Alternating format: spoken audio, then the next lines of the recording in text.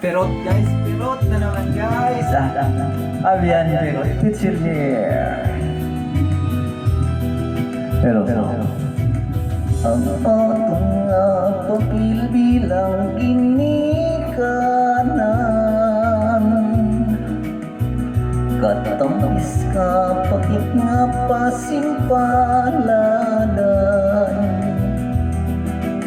kapritso sa anak ginahinapunan, kag nagpapugal pa, kag nagpapugal pa sa mga kaabyanan. Maayong man tani ang paggusto kay hindi ka tiyang tawang apigado. Akong kun mabuyo sa madamo nga bisyo, halos na katun ang aton nga siko. Dapat ingatan dun sa mga kabataan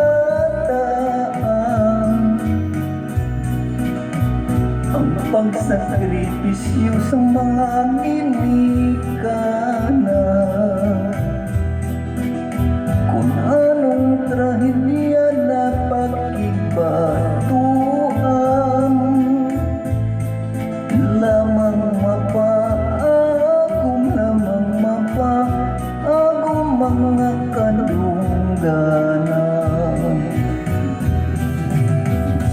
Sisinong ipala ang dapat pasulong kung ang mga anak ng malinapasun.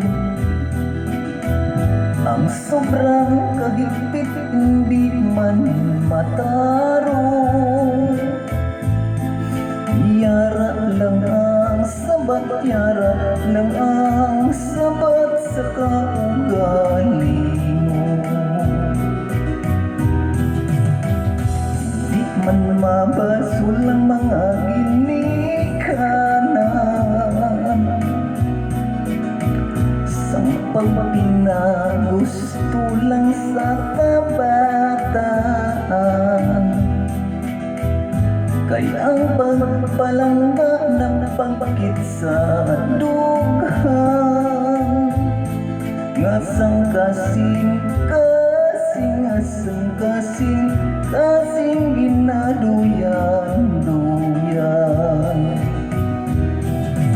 Makaligaw lamang sa mga pagsulay,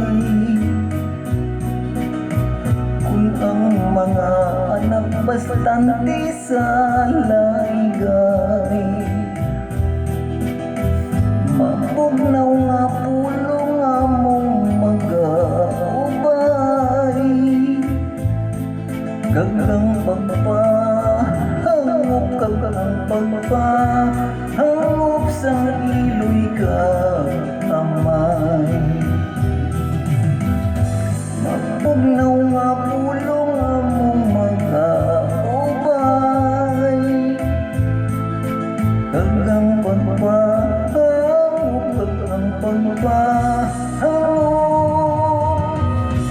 sa iloy ka